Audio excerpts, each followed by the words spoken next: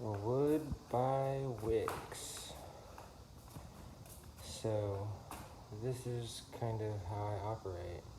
It's gonna be a 5-minute video. I'm kind of gonna show you, how I operate my sawmill when it's typically here. I'll get into that soon. I've been cutting wood for 7 years, and it's just been really small scale, and I'm gonna kind of show you about that. So, kind of give you an idea. This axe I've had for like 10 years, and it's not the best, so I made a new one recently. And just kind of give you an idea of some of the slabs I cut. I don't want to sell that slab. But as far as wood, I sell thousands of dollars worth of wood every week. There should be wood in between those stickers right now. It's completely filled up. Go-to saw is the steel 661. Backup saw. I wish I had 3 of them. I have had them. I've gone up a few 461s.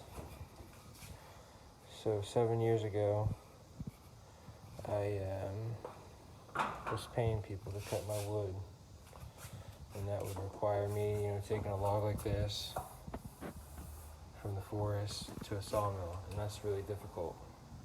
So I was doing that for like 5 years. That would cost like $10,000 a year. You take hundreds of logs every year to sawmills and pay the sawing fees. It's going to cost you lots of money. So around 2 years ago, I bought a $28,000 mill, Lt40 Wide, hydraulic, and it was great. And I put 270 hours on it, and it was an absolutely fantastic sawmill. A great sawmill to get, if you're just beginning.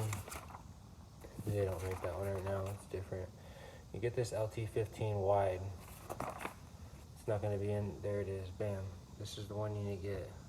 It's around $10,000. There's different prices at all times of the year.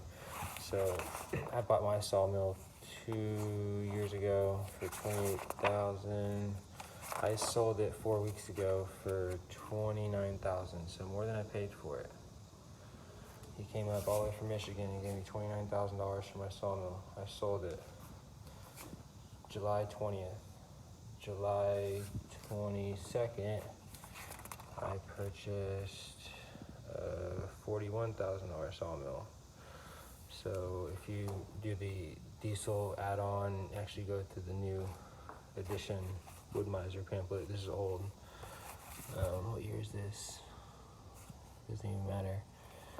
But that's an old pamphlet. So the Lt40 is $35, and then if you get the diesel, it's added. My saw would cost me around $47,000 right now if I was to purchase it. I purchased it before the discount ended, so I got it for $41,000. It has a diesel engine, and it will be here in a week. So it was a no-brainer to sell my Lt40 that could potentially go out at however many hours, gasoline engine, twice the hydraulics and everything. We got that diesel engine, and I bought that cash.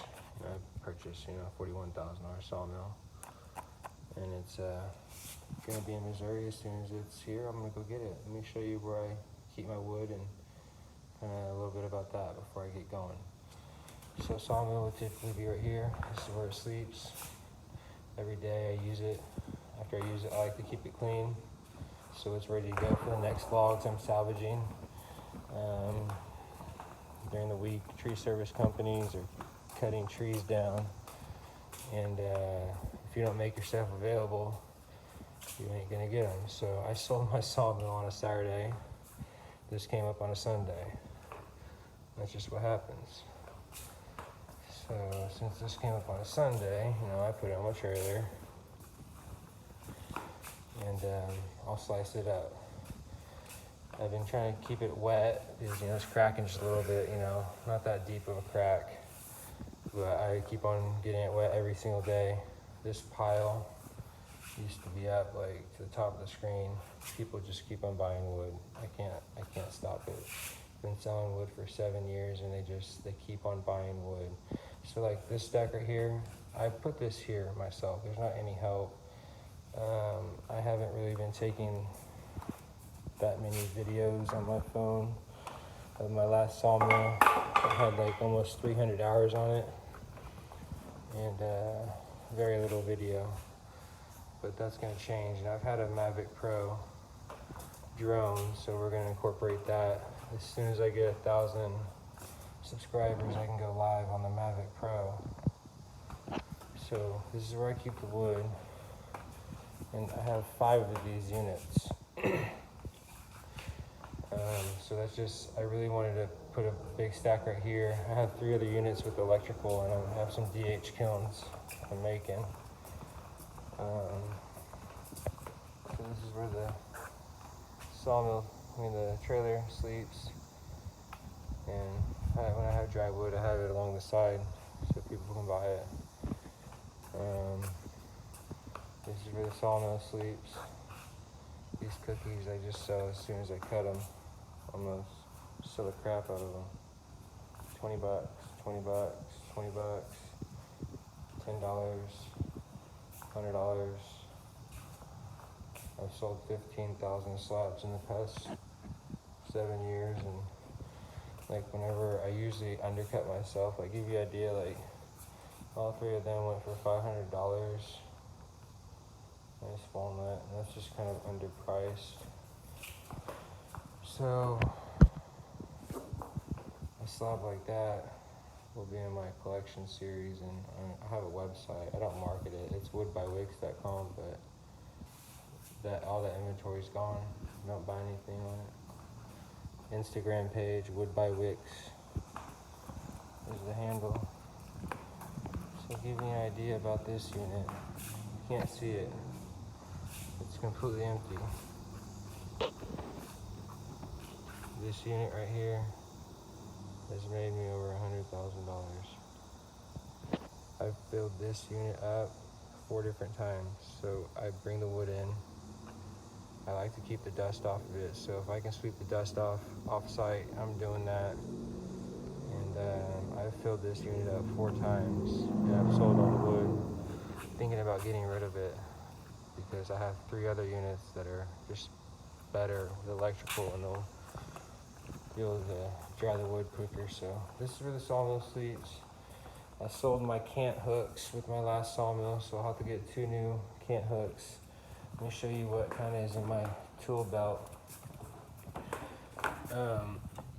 Plastic wedges, like, they're cool, but you know, sometimes whenever I'm hammering this in, I'll show you about how I cut trees down, you know, and stuff. I cut them down myself, so I'm like 90 miles away from my house or 200 miles away from my house, you know, all by myself in the woods. So safety is my #1 concern. Widow makers, falling trees correctly. So those are plastics. I always make new walnut ones, you know. I can leave them in the woods whenever they get broken and stuff, but nice. I think this one's gonna last a while. Nice walnut wedge. And what's cute with the woodmizer, you want to have one of these. It says 300 hours on it. Hard maple, you know, to clean out all the sawdust. You know, I've made a new walnut one. This cord right here, I can hook it up to the hydraulic handle. If I'm going to be using the jack on a log, if the log's too heavy for the sawmill to lift up, I put this on, tie this onto the hydraulics, loop it through, you know, up top, and then I'm able to pull the hydraulic arms up while I crank the jack at the same time, because sometimes these logs, like that one on the trailer you just saw, that sawmill sometimes won't lift it up. You need to make sure you have screws, all that stuff, you know, winch in certain situations. Some burls that I had for like 5 or 6 years. That crazy one. And this is just beautiful wood over here. It's kind of like the collection. Not really want to sell it type deal. So that's that. You know, if you are looking to buy a sawmill, I would encourage you to watch this video. I'm going to spend another 2 minutes on the sawmill and the reality of having a sawmill. How are you going to move a log like that in log form onto the sawmill? Do you have tractor, skid steer, whatever the situation is? And how are you going to get the slabs from point A to B? So whenever I take the sawmill and the trailer, I'll sometimes have 9 hours of driving just to get sawmill and trailer on site. And you got to think about security and, you know, how that's going to work out. I do things at night, so like I'll come out there at night with the sawmill, camp out, eat steaks by the cows, cut some wood, have logs on my sawmill, have logs in front of my sawmill, leave my sawmill, leave during whatever day it is. If I'm camping out for 5 days, I'm going to leave like on a Tuesday or Wednesday whenever I'm kind of hot and just want to go home and take a shower. Sawmill is secure with logs on it. Drive 2 hours home, go get the trailer, bring it back, and then, you know, cut another 2 or 3 days, and then, you know, you're bringing back, you know, 200 or so slabs. And these are logs that are degraded and stuff, so to give you an idea, this tree would just continue to get this yellowing in here because it's starting to degrade. There's insects in it, so it's a perfect candidate, and it was eroding and about to fall into the creek. So I know of a bunch of healthy walnut trees. I'm not cutting them down. I just cut the bad ones. So this is kind of a small glimpse of running a sawmill. You know, those coolers will be filled up with ice, you know, drinks, beer, meat, bread, and maybe some peanut butter, and definitely some Coca-Cola. Always have the blower. You need hydraulic fluid. You need gas. I use beeswax for all my finishing stuff, and you gotta think about opportunity costs. Are you gonna cut for other people, or are you gonna cut for yourself? I can make more money doing things myself than doing anything with anybody else. You know, I could stay here, sell wood all day, or I could go cut with my new sawmill that's about to be here. So if you are trying to get a sawmill, I'd recommend, if you have a tractor, Lt40 Wide. It's a great mill. If I had a tractor and land, and I was going to have a place that was going to just, sawmill was going to stay, I'd put the power feed on that and just mow logs down. I think it takes a 176-inch blade. Mine takes 171 inches. There's some old blades in the back, some new 747s. I heard they're not really that cool, so probably I'm gonna get some more when I pick up this mill. I think it's gonna be this week. I'm gonna go get it, take a video. Lt40 Wide's a great mill for you to get. Thanks for watching.